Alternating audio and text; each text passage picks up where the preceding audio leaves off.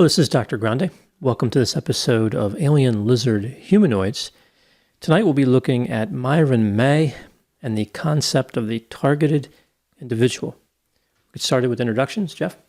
My name is Jeff Pincin. I'm a licensed mental health counselor in Delaware and Pennsylvania, specializing in treatment of OCD and other anxiety disorders. Please leave a comment or question. We may respond in future episodes. Now, if I hadn't become a counselor, what I really wanted to do was I wanted to be hired by the deep state to target individuals.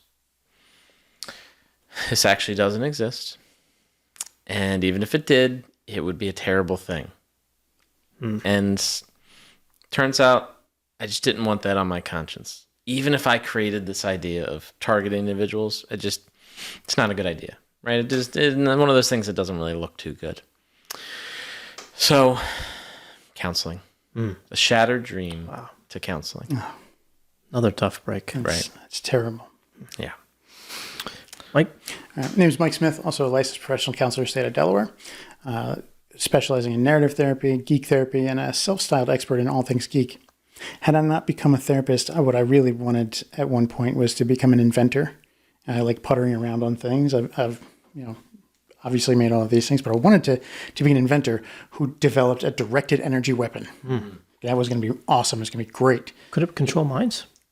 I mean, it could have been a feature I could have added in. I was thinking about it, but it was going up on the board of things that I wanted to throw in there. But the sheer amount of work you have to do to get into physics was just mind-boggling at one point, and I was just like, you know what? I'd rather do something else. It's just too much. Frankly, it was driving me crazy. Like I felt like I was being targeted. I gave up on that one. Became a counselor instead. So you went from trying to control minds to understanding them? Just trying to figure things out. Yeah. I mean, I could potentially be just using this as a way of learning more about how to do the other thing. That's true. Okay, so you got a bit of conspiracy going on. I'm not saying yes or no. one way or the other. So this is one of those cases. I think, we talk about a lot of mental health topics in these cases, and there's always new information, interesting information about them.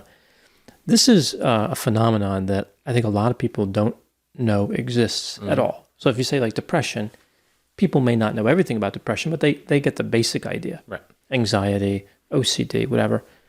But the targeted individual is a completely foreign concept to many people.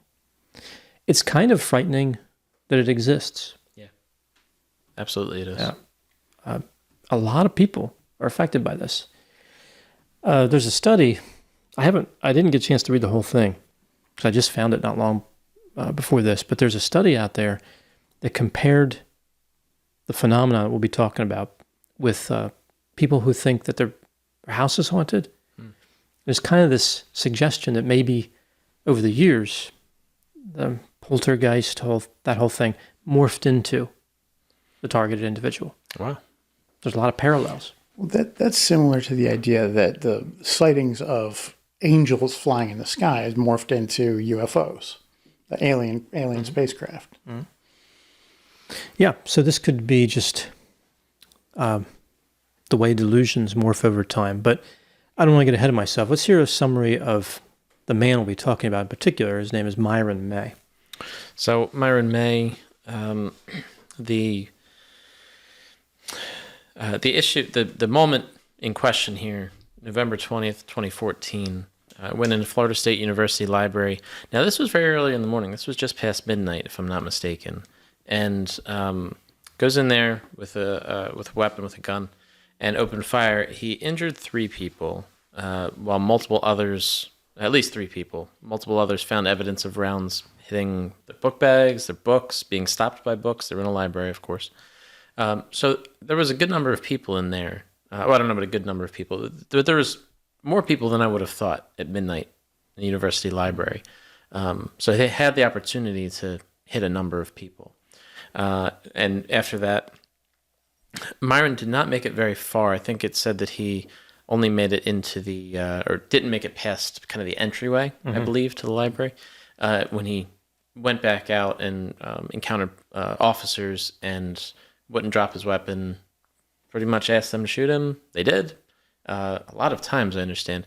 And he was killed at the scene. Prior to all of that, he, actually, maybe an hour or two before that, he had made a series of videos that I believe were playing on a loop at his apartment or wherever he lived, that he obviously wanted people to see and wanted them to find. They've been released, so they're publicly available and very chilling to watch, knowing what he was about to do. So the videos, and you get an insight into his mindset and the targeted individual stuff. The first video is all about his experience, what he believes his experience was as a targeted individual. Second video was about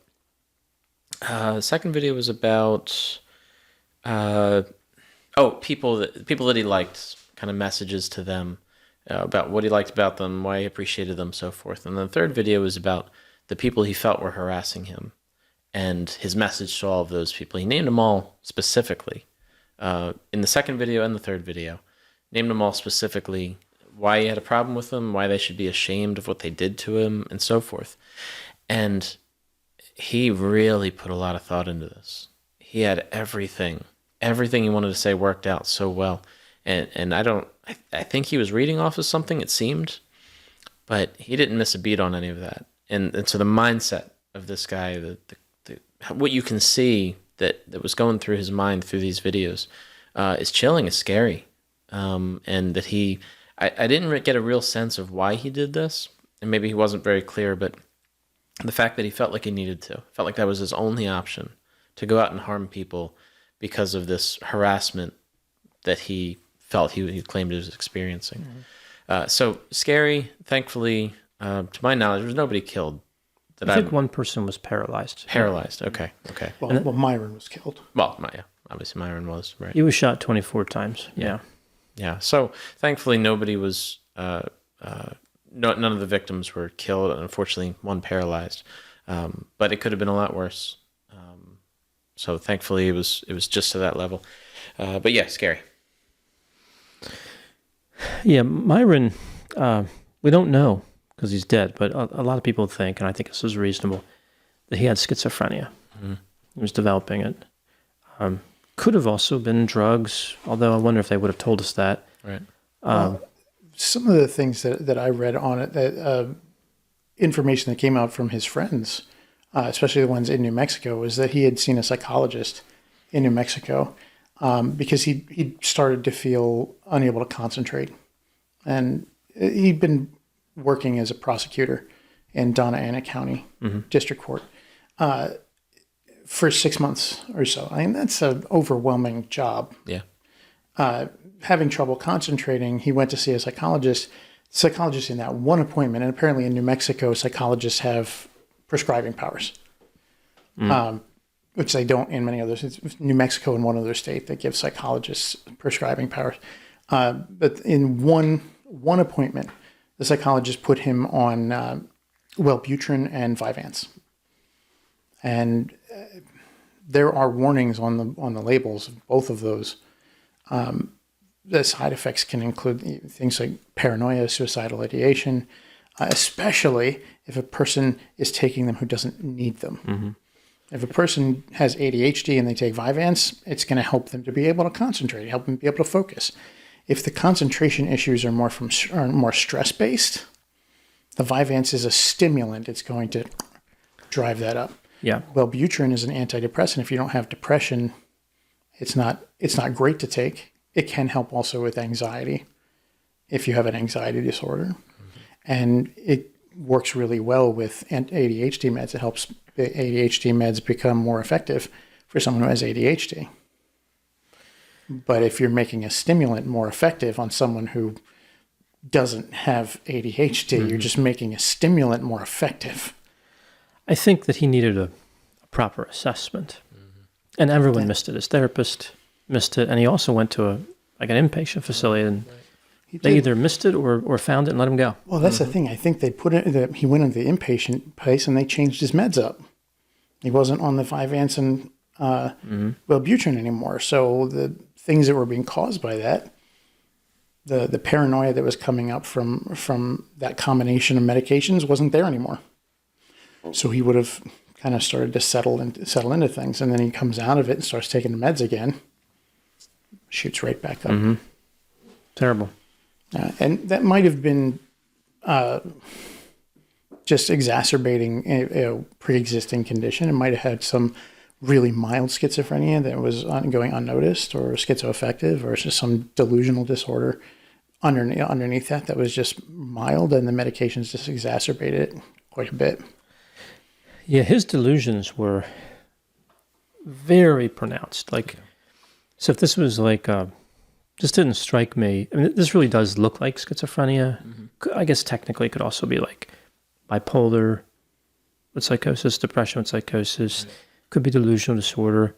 But it just has a schizophrenia feel to it, especially with the persecutory and paranoid part. He, in his videos, he knows that people think he's mentally ill. Mm-hmm. Like he's already explored that whole topic, and he was sure he was not. Multiple times in each video. Mm-hmm. Yeah.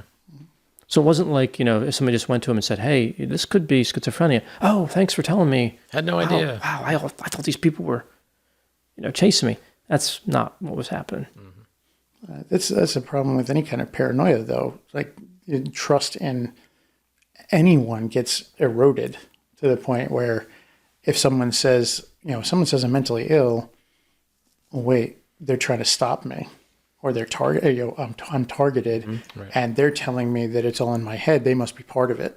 Mm-hmm. Like the paranoia becomes self-reinforcing. Well, that was one of the tactics that he said people who were targeting were using him. People who were targeting him were using isolation, that they were trying to isolate him from friends and from family and from people that he knows, which, like you said, reinforces the ideas that are already in his mind. That, these people are out to get me. Oh, and now there's professionals out to get me, potentially, or other people out to get me because they're trying to tell me something that I am, but I'm really not. I know I'm not. And so that isolation becomes self-fulfilling. Yeah, he really, he seems like he really connected with the targeted individual community. Right. He paid money, which, not a great idea, but he paid money to be on a Facebook page. I don't know who collects that money. I don't think it's Facebook. Yeah, I don't think Zuckerberg's got his hand out on those things. Yeah.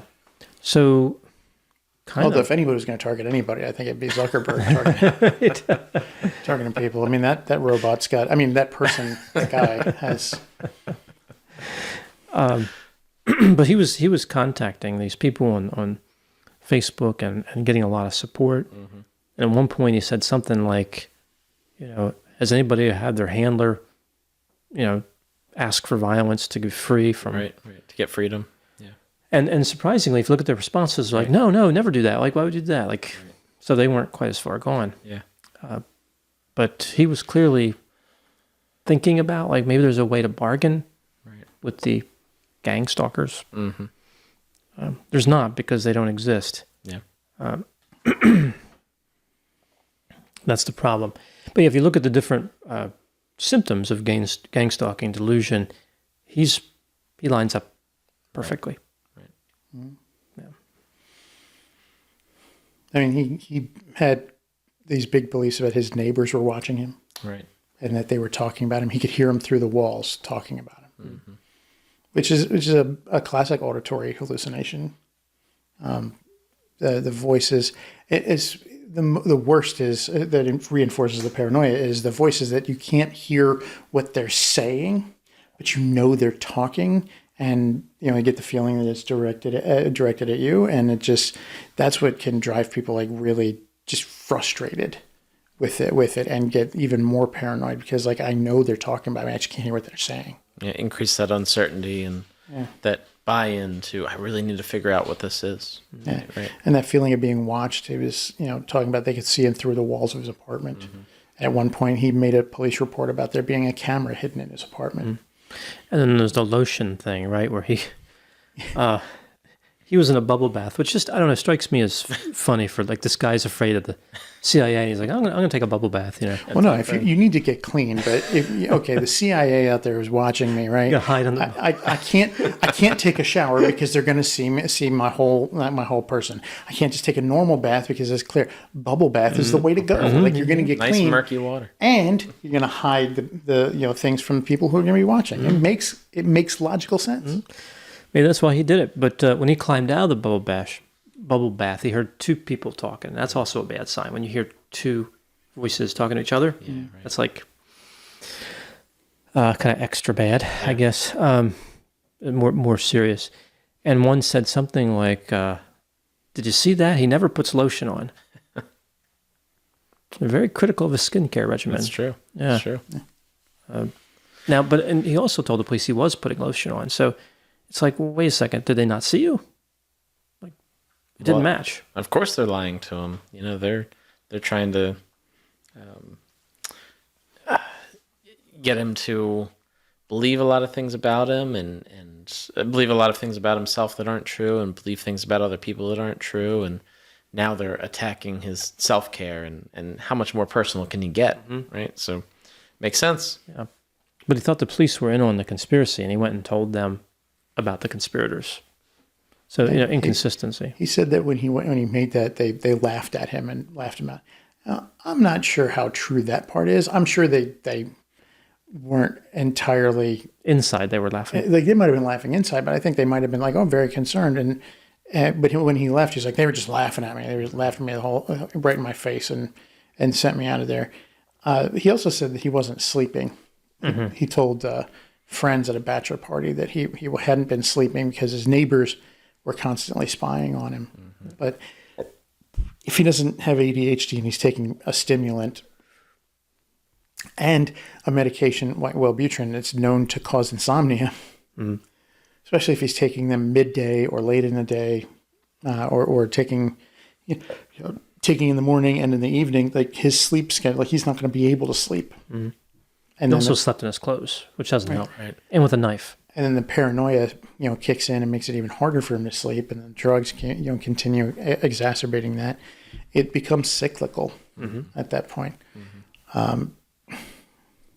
I haven't heard much about any kind of symptomology prior to going to the psychologist and getting the medications.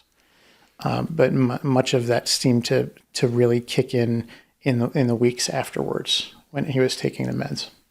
It could have made it worse, like you're saying. Now, he said that he had intense back pain, he told his girlfriend, and there was really no apparent cause for it. He would become fidgety, and like he was always moving his back. He thought there was a directed energy weapon, striking it and cooking him in his chair. And he did say that the sensation would change depending on where he was sitting in the chair and what direction it was getting. Like if he said that if he was facing one way, he would start feeling heat in his chest. Mm-hmm. Like the ray was coming. And like the ray was coming from one way. And if he turned like he would feel it coming more towards his side and things. Which goes along with that theme that we've been talking about, that once you have something in your mind, you're going to find ways to validate that for yourself. So if you already have it in your mind, I think I felt a little bit different when I sat here. Every time you sit there after that, you go, I do feel different. I do feel heat over here. But if I sit over here, I do feel this over here. And you're going to validate it because you're going to be pretty intentional about ruminating on that and furthering these ideas in your mind to validate what you already believe and what you've already looked up on the internet with these different groups the group he was part of, the books he was reading. I was astounded by how many books about targeted individuals there are out there and how many people are reading them just based on the reviews of them. And how terribly written they are. Oh, man.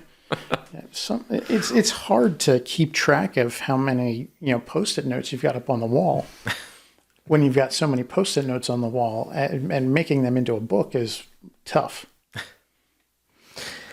Yeah, I mean, I looked at one. I won't say the title, but I looked at one book, and I didn't know if it was legitimate or not when I first opened it. Just figured it was on him.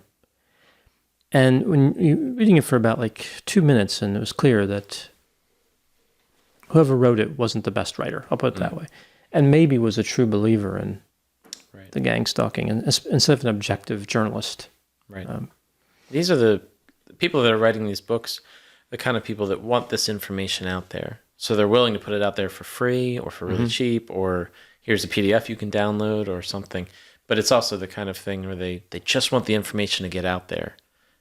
Maybe research is not as high on their priority list at that point. That lived experience, or the here's what I read on the internet, here's what I gathered from these groups. And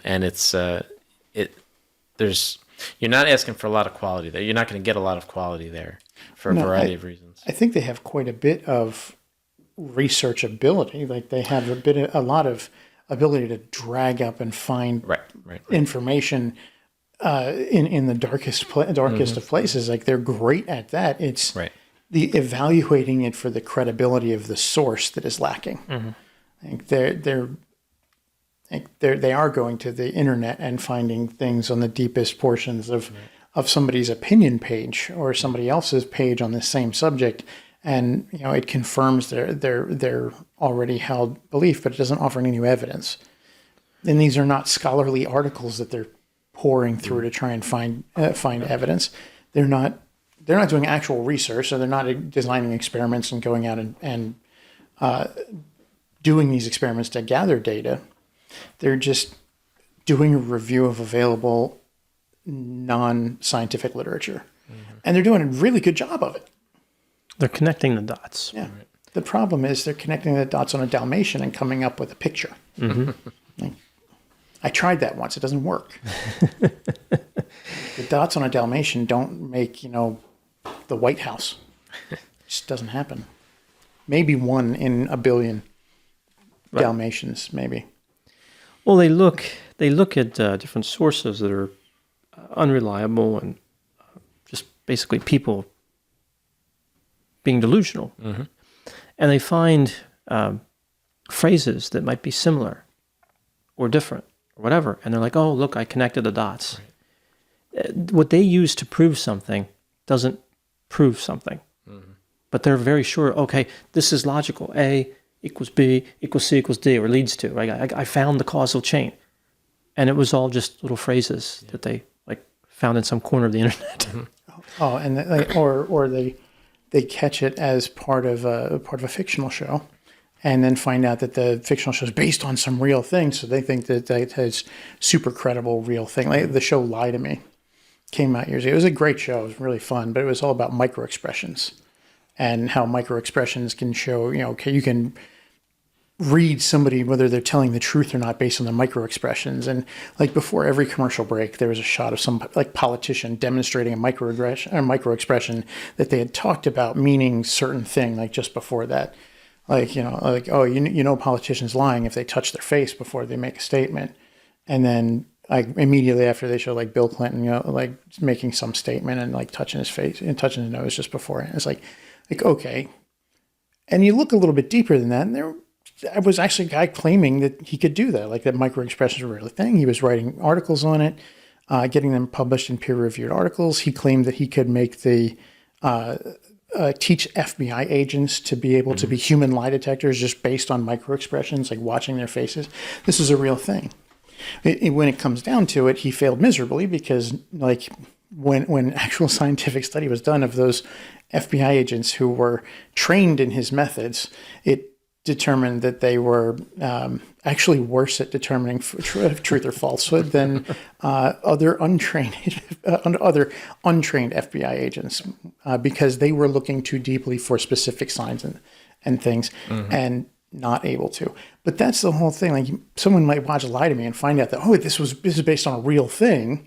And then they go off and say, I can learn these things. I can learn how to do this. And then they're watching every newscast and watching, Joe Biden and Joe Biden touched his nose. That must mean he's lying. Or Joe Biden looked at the camera and then, scratched the side of his chin. He's sending a signal to somebody.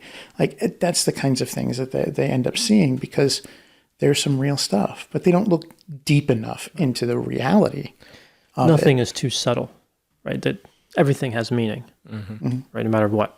They see meaning. You just sent a signal to somebody. Oh, there's a special signal. Somebody out there is going to get that signal.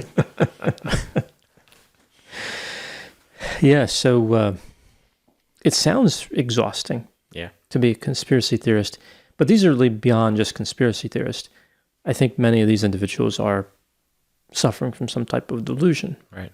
It's more severe than just like, oh, anti-vax or flat Earth. This is believing 24 hours a day the government or whoever, alien lizards, are, they're watching you, and spying on you. Can't even take a shower or a bath without somebody spying on you. Yeah, and very much your lotion habits. Right. I mean, to be fair on one side of things, it's not like the government has never targeted people and done terrible things to them. I mean, we have the Tuskegee experiment. I think that was horrible, and they covered it up. Nobody knew about it for 30 years or so, and it was awful. Even in the late 50s, early 60s, there was a guy named Frank Olson who died officially by suicide in, I think it was Baltimore. It's an unsolved mysteries story, but the unsolved part is how he died. Like that's the conspiracy thing. Where did he die because he committed suicide, or was he thrown out the window by a CIA agent? But the reality, the real thing that actually did happen was that Frank Olson worked for the government as a microbiologist. He was working on germ warfare stuff. But he and a dozen other people who worked with him and in similar departments went on a retreat with the CIA. 2 members of the CIA planned and perpetrated an experiment. They put LSD in everyone's drinks to see what would happen when they were dosed with LSD without knowing it. The CIA actually did this. This was a real thing. Frank Olson was kind of a whistleblower on that. He tried to reveal it to a bunch of other people. Other people who were there confirmed that story, that they had all been dosed with LSD. Some of them enjoyed it, some of them didn't. But that's a thing that happened. That's a real thing that happened. The CIA dosed people with LSD without their knowledge or consent, just to see what would happen. Our government has done things like this. And when we find out that government has done things like this, it makes it more reasonable to think that, well, maybe I'm being targeted. And someone who's working as a prosecutor in a district attorney's office being targeted might be a very real concern. He might have had people that are out to get him at various times because he was in that job. Right. Yeah. And that helped him form this particular delusion. Right. I think he would have been delusional anyway. Yeah. I think it's a question of what shape it took. But when he found gang stalking, that really resonated with him. Like when you see those videos, he's very confident. Right. Like there's no question in his mind. 100%, no wiggle room. Yeah. And those videos were, I think the one was maybe 45 minutes long and other ones maybe 20 or 25 or so. It took him a long time to do those videos, to write out what he was going to say, but not, and then to make those videos as well. So he was confident enough to the point where there was no going back, and for days and probably weeks before that, he knew there was no going back. This is what I'm doing, and that's a level of confidence that is, it's scary, but says something about his mindset. I think ultimately Myron believed when he was being shot, or right before it, that he was exposing a massive conspiracy, and that after his death, these target individuals, would be free. Right. Like he was their glorious savior. Kind of like he was a martyr for the targeted individuals. Yeah. I think he definitely believed that. Yeah. Like this will prove it. Now they must investigate. Right. He even said, the news media, you have to look into this. Don't just say you're going to, but you have to. Follow up on it every year. To the elected officials, create bills to investigate this. And he said multiple times, and especially at the end, this message will not be in vain. It will not die with me, or something like that. And he genuinely believed that there'd be this uprising of everyone would figure out the truth. Yeah. Yeah, I think he fully believed he was a hero. And I think from his strictly speaking, because he was delusional, in a way, kind of was, right? Like not a hero literally, because he did something terrible, but if you confine it to just what he was exposed to, he was acting heroically in his own mind. Right. I think Myron was a good person.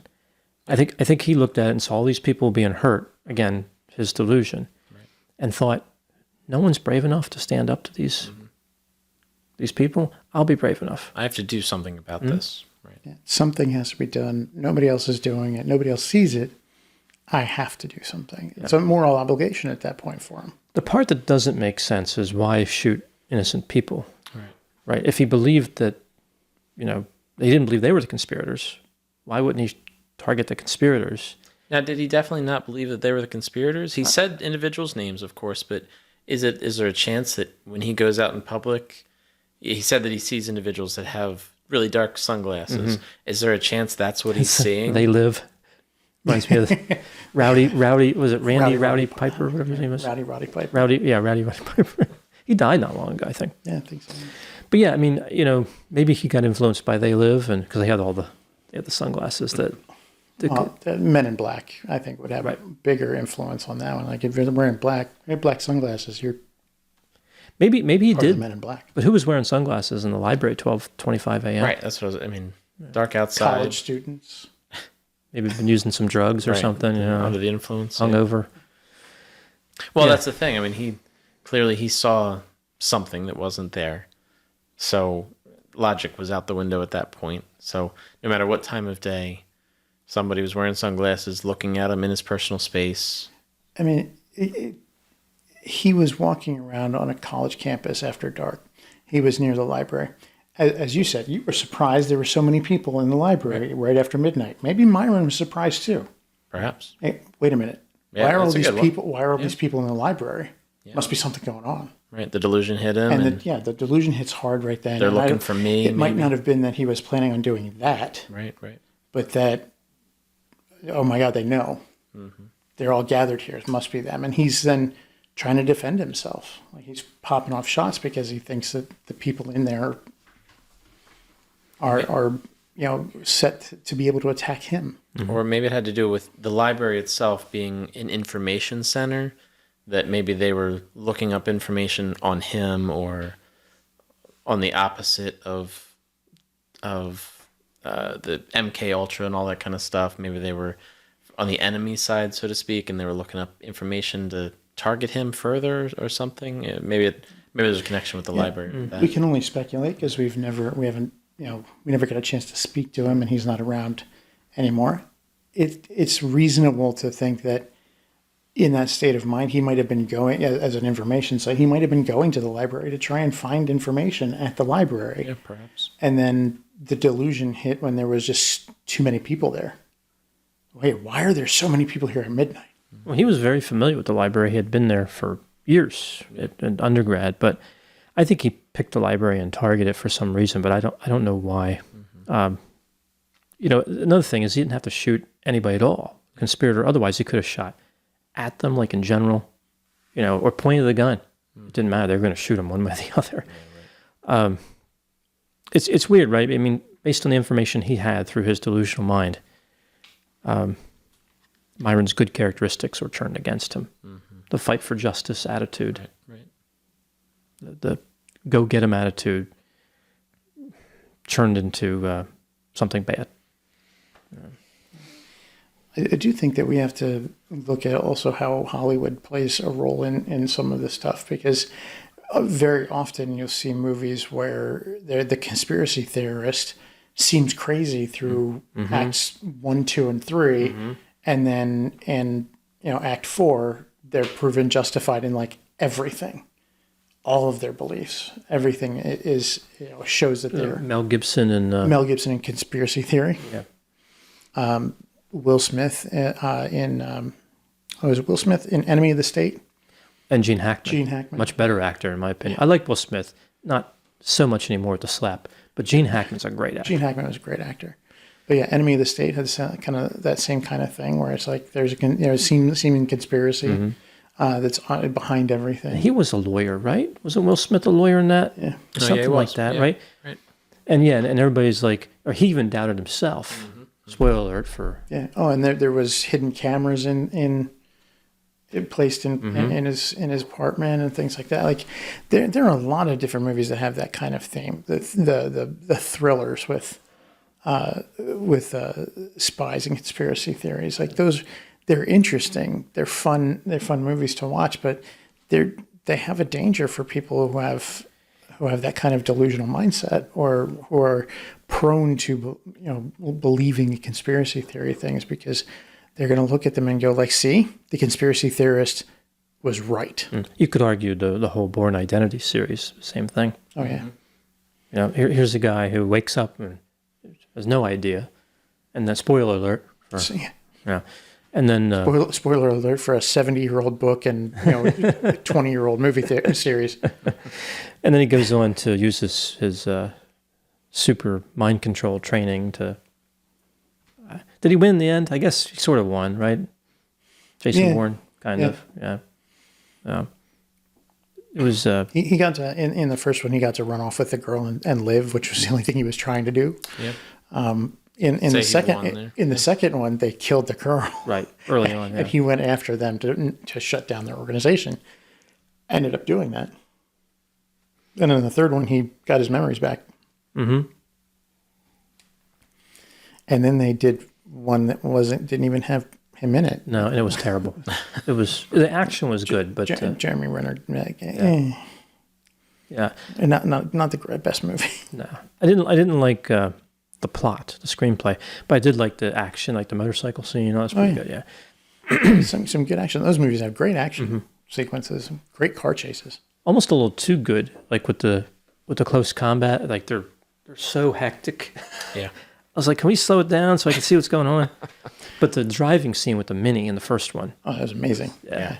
I liked some of the action sequences in the first one because they were fast, they were brutal, and there was a lot of improvised weaponry going on. Like before that movie, I'd never seen anybody try and kill someone with a book, like and like just to slam into his throat, like, oh goodness gracious, and then a pen, I've seen that in movies before, but he's, instead of like taking it to his eyeball, popping his eyeball out, which is a classic movie trope, he's like, nope, hand. Now your hand is stuck, and I'm gonna pummel you. Mm-hmm.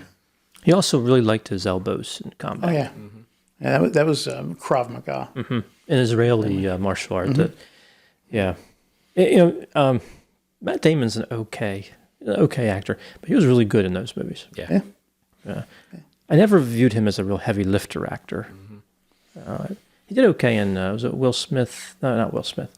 What was it? Good Will Hunting. Good Will Hunting. Yeah. Robin Williams. Yeah. Did okay. Well, I mean, they won an Oscar for that, but they didn't win an Oscar for the acting. They won an Oscar for the writing. Yeah. Like that. Him and Ben Affleck wrote that movie, and it was great. It was well written. But he was early on in his acting career there, and he was opposite Robin Williams.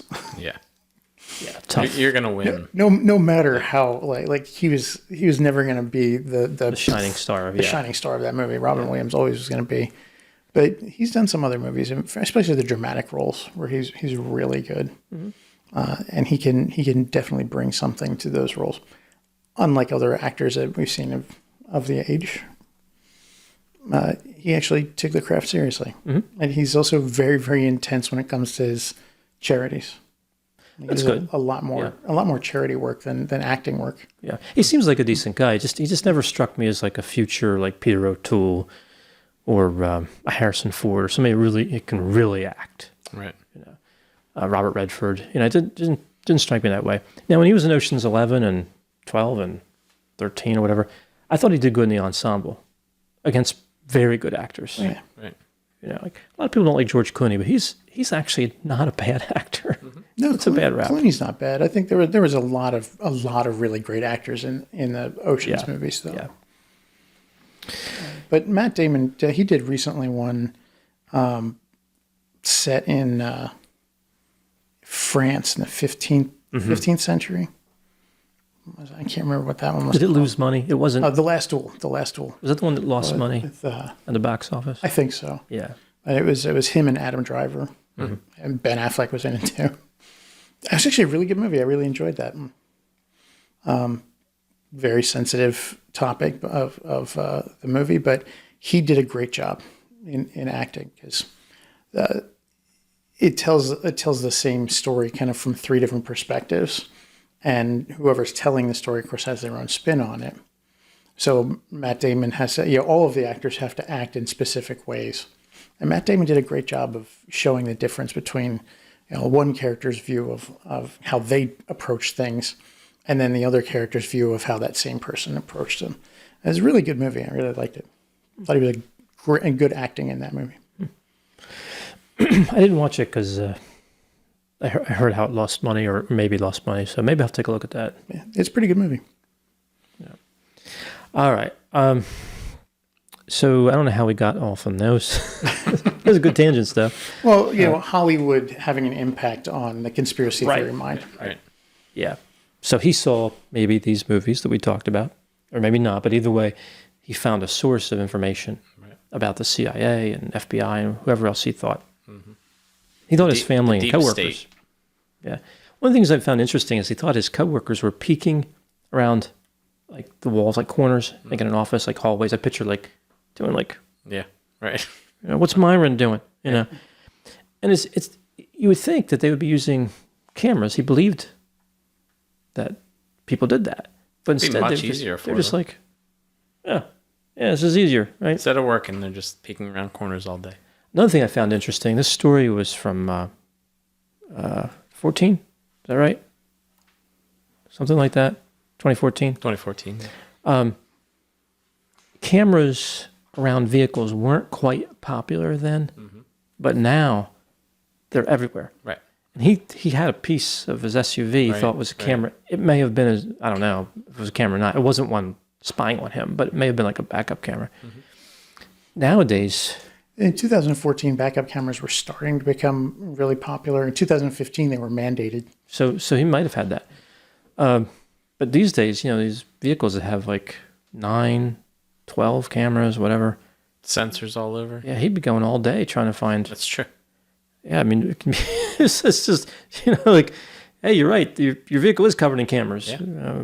Fair enough. I don't know if he took the piece off his car. I think he had it in his hand. Ran into something. I know he had it in his hand, but like if he ran into something just to get that piece off the car, or how it came off the car. But that was dedication to bring it to his ex-girlfriend. I wish they told us what piece it was. Yeah, I'm curious about this. Like how much force was required, or was a tool required, or was it like, well, he wouldn't have a cigarette lighter unless it was an older car, but was it something you could just pull out? Right. And be like, this is a camera. Mm-hmm. Mm-hmm. Yeah. He had a thing with that SUV though. Like he drove to Denver from where he was living in New Mexico. It was a 9-hour drive. 9-hour drive. Got there, went into the hotel room that he booked, said, "Oh no, it's been bugged by the police," and left immediately. Turned right around, drove right back. Mm-hmm. Said that black cars were following close behind him, which again, delusion is being reinforced. He's driving 9 hours. Part of it's going to be at night. Mm-hmm. Right. Most cars look black at night, especially with the headlights. He's going to see that, and that's going to reinforce everything. One of the techniques he referenced was what they call brighting, flashing lights, like just frequently on him. And to your point, Mike, you're driving a lot. There's going to be people that forget to, especially in these long stretches of roads like New Mexico and Texas and wherever else. There's going to be people that forget to turn off their bright lights. And there's going to be just very bright lights on you multiple times throughout your trip. Now, he referenced this in his video. He said, that's normal, but this is like 12, 15 times per trip. Or even if he's sitting in his apartment and there's bright lights going into his apartment multiple times per day or something like that. But it's easy to exaggerate that. Sometimes you're driving at night and somebody goes over a bump and it looks like their lights are a little bit brighter than they actually are. I'm sure it would be very easy to say, "Oh, somebody just flashed the lights at me." We do that all the time when we're driving. At least I do. I think that all the time. And it'd be very easy to validate that fear in his mind. Validate, somebody just flashed the lights at me, or somebody makes a U-turn in his driveway and somebody just flashed the lights at me, or anything. Yep. and I mean- it's going to be never ending. I mean, if your car's falling behind you and you go through a dip and Right, come exactly. up, and you're going, and then they go through the dip and come up, You're experiencing it twice. you're gonna sit, especially when the car comes up out of the dip. Right. The lights are gonna angle up more Exactly. towards your rear view, Right. and that can look like someone's flashing their high beams at you. Very easily. I've had that happen numerous times. Like, why are you flashing? Oh, I mean, not flashing Right. high beams at me, just Right, right. the dip in the road. Also, in 2014, we saw a lot of vehicles starting to come out with the Xeon. Oh, that's right. You know, I had a 2012 that was new that had the Xeon. They were ridiculously bright. Like it was just like two spotlights mounted on the front of the vehicle. And, you know, you drive and, you see them and you compare them to the old Right. style and they look like high beams, Absolutely. but they're not, you know. So, yeah, it's easy to find reasons to reinforce the delusion. Yeah. Yeah, and that's the problem, is that they all reinforce the delusion, which means it's really hard to break through that delusion. The bricks in the wall get more mortar and then get stronger and then get some steel reinforcement behind them and rebar and cement, and then you have this fortification that's like Fort Knox, and the person's on the inside of it, and they then can't get out. Yeah. Yeah. You know, I think that Myron didn't kill anybody. Of course, he still, again, as I mentioned, is a terrible act. You know, people are injured. And I'm sure they were afraid of dying. Right. It was a terrible act that he did. But I hope this case can introduce some compassion to the people who do, like we see these cases where people are murdered. They were human beings and still are after they kill. And I don't think, somebody's fully delusional. I don't think there's really intent there at that point. Right. Because they're playing with a different set of rules Right. that they think are legitimate. And the question, the legal question that comes out is, are they able to determine right from wrong? And for someone like Myron, yes, he was able to determine right from wrong. But right and wrong got The flipped. right and wrong got flipped. Like that's the problem, is he saw what he did as right. And like if there was another case in the Midwest in the late 90s, I think it was, a young boy, like 18, had schizophrenia, had just been diagnosed with schizophrenia, who had the I don't remember what it's called, but it was like the facial thing, like where he saw people's faces but didn't recognize the person behind them. Oh yeah, it's a delusion of facial identification, yeah. but there's like several of them. I know what you're talking about. There's many different versions of them. With him, he saw this again, alien lizard humanoids. So this is great for this. He was seeing people, like he would recognize the face, but swear there was something underneath of them, and he was seeing them as lizard people. Like the lizard people were wearing his mother's face and his father's face, and like at first it was like just his mother and his father was there, and he was okay with his dad, and everything's good. But then when he saw that his dad was now a lizard person, he freaked out. And when they started trying to get him to go to a hospital, he freaked out and killed them because he thought they were trying to kill him. Right, delusions of misidentification. I think that's what they're called. Yeah. But yeah, there's like 7 or 8 or there's quite a few where like you could see something in the mirror and think you could see a person, they look like that person, but you think they're somebody else. You see a different face. There's all kinds of variations. Many of them happen with illnesses that tend to occur when people get older. That's what they're we typically think of, but they can happen at any age. So yeah, I mean, if he saw people, he saw aliens. That's literally what he saw through his eyes. Yeah. Right. He was seeing aliens that were trying to do him harm. So he was trying to protect himself. He was acting in self-defense at that point. He was afraid. So he was able to determine right from wrong, but right from wrong was flipped at that point. He killed a neighbor as well before he ended up being caught, because he ran out of the house, ran down to the road, and the neighbor happened to be coming by in a truck. And the neighbor stopped because he saw this kid covered in blood and was like, what's going on? And when he stepped out, the kid saw him as a lizard person and just knocked him down. And the guy had a shotgun in a gun rack, and he grabbed the shotgun and shot him, and then took the truck and ran, which is unfortunate. It's a very unfortunate situation to have happen. But again, the delusion and the hallucinations feed into the misunderstanding, misidentifying of right versus wrong, because reality is shifted for that person. Yeah, it makes me think, I mean, clearly they have to be in prison probably for life for that. Right. But it makes me think there should be another place they can go where punishment's not the goal. Tough part about this, of course, we've talked about this before. Not much you can do in maybe many situations until they commit a crime. And many of them don't, of course. But if they do, they're subject to the same system as anybody else who's committed a crime. Right. But prior to that, I mean, there were signs or red flags, but perhaps in many of those cases, there just wasn't enough there to be like, this guy needs to be in this place where he can be safe. Well, certainly not with Myron. Well, to your point, some of Myron's friends, the article that I read, some of Myron's friends actually went to the clinicians at the facility that he'd gone and said, after he was out, said, hey, he needs to be back in here. Yeah. And they told it that after listening to all their concerns and empathizing, they're like, yeah, that's great. That's horrible that he's going through all this, but there's nothing we can do unless he comes and checks himself in or he commits a crime. Yeah. And the police told him the same thing. Like, there's nothing we can do unless he commits a crime. Right.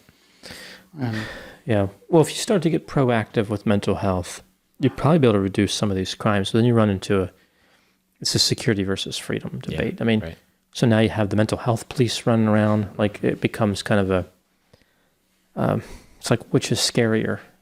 The occasional crime like this, which is horrible, or I can't imagine what a mental health cop would look like, but you have even mental health cops running around like, you look like you're delusional.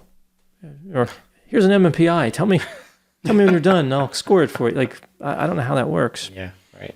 That's the danger. Not, I don't know, dangerous the right word. Danger, but that's one of the things that's probably the worst part about the system is there's no real right answer to what do we do with these people that are obviously they got some scary stuff going on, but they haven't done anything illegal. And they should maybe be somewhere, but where are we going to keep them? And what's the criteria for that?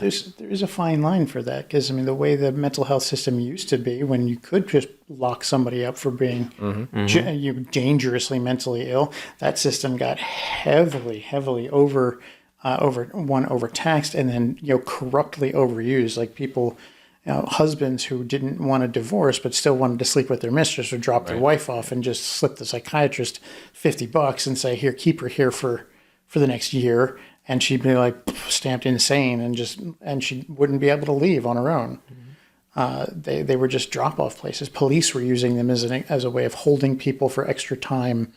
It was terrible. So, I mean, people have the right to refuse treatment now, and that's a very important right for them to have, so that they don't end up in situations where they end up spending 20 years in a facility that they never should have been in the first place. But at the same time, there are people who are not competent to take care of themselves and who are dealing with issues that are having them, thinking about going and shooting someplace up because they don't have any other options. People like Myron, who, if he had been, able to be put in a facility, this wouldn't have happened. They might have been able to determine what was exacerbating what and break through some of the delusions, but we don't have that place. Like, Myron went to the police station in after his trip to Colorado, and he called up one of his friends while he was on his way there, saying, "I can't take it anymore. I'm turning myself in. I'll let them do whatever they want," because he had the belief that the police were persecuting him. He's like, "I'm turning myself in. I'll do whatever they want." He goes to surrender, and the woman behind the desk goes, "We don't have any criminal charges for you. We're not taking you in." And Myron hands the phone to the desk sergeant who takes it, and it's the woman. She's like, "You need to hold him there. Please take him in that closet. Like, hold him. Don't let him leave." And the woman goes, "My kid's got a program that starts in a few minutes. I can't deal with this. I don't have time for it." And then Myron left his phone there and just walked out. Yeah. Something like, there were opportunities where he could have been taken somewhere, but we don't have places like that anymore for good reasons. But there's we got to find some way to have a middle ground between that. Yeah, I think when One thing that worries me, and you see in a lot of these cases, is that the symptoms are putting the person in kind of shock and awe. And first break psychosis, if that's what he had, like schizophrenia, that's one of those times where you do need, I think, to be more aggressive with intervention, because the person's just like, I have no idea, like this is out of control. Yeah. Right. Whereas if somebody's been depressed or anxious or obsessed or using substances for a long time, they might be miserable with those symptoms, but they kind of know what to expect. Mm-hmm. So you may have time to work with them. Right. With first break psychosis, somebody can be dangerous very quickly. So that shouldn't have been missed. Right. And that was was a massive missed opportunity here. There was another distinctly missed opportunity when Myron showed up at one of his friend's house. He was rambling incoherently, just could not be understood, and was just acting chaotically. And then went back to, it was like he's going back to his apartment and he's going to lock himself in. The friend called the police and said they were afraid for his safety, which is one of those things that could actually get him put into a hospital. Mm-hmm. And the police were like, oh, yeah, we'll check in on him. They went to his apartment building. They knocked on the door of apartment 1403. Myron lived in 1407. They didn't get a response at 1403. They left. They didn't check around. They didn't look around for anything. They didn't take it seriously, or as seriously as it should have been taken. And they left. Mm-hmm. Yeah, he really needed care. In some ways, in a strange way, I think he recognized that he couldn't handle what was going on. Right. He might not have known it was mental health, but he knew he couldn't handle what was happening, and no one helped him. Right. So, unusual case. I think one that again kind of uncovers a problem that a lot of people don't know exists. Yeah. There are many people out there with this gang stalking delusion. They're all over the internet. Yeah, well, they are. It's incredible. So, final thoughts on this case? Just wanted to, I talked a little bit about the different things that Myron mentioned in his videos, the different harassment techniques that he felt were being used. I just wanted to outline them because and I'm sure that this came from the internet as well, at least in part, but he had them pretty well defined. And so there's a lot of people out there that clearly have been experiencing the same or similar things, and a lot of overlap with what obviously delusions, we see a lot of similar things. But I was surprised how well defined it was in his life. He had them really outlined well. But anchoring, so like conditioning somebody to be scared of an object or a clothing item, that you frequently see that, and then you associate that with something bad. I mentioned brighting, the flashing the bright lights, image induction technology, which my understanding is putting images in one's mind, like kind of that mind control, and gets that MK Ultra CIA. That piggybacks stuff on the directed energy weapon. Yeah, right, exactly. It's all about where you aim it. Isolation, we talked about that. Noise campaigns. I thought that this was a really interesting one. Loud music, talking, noises.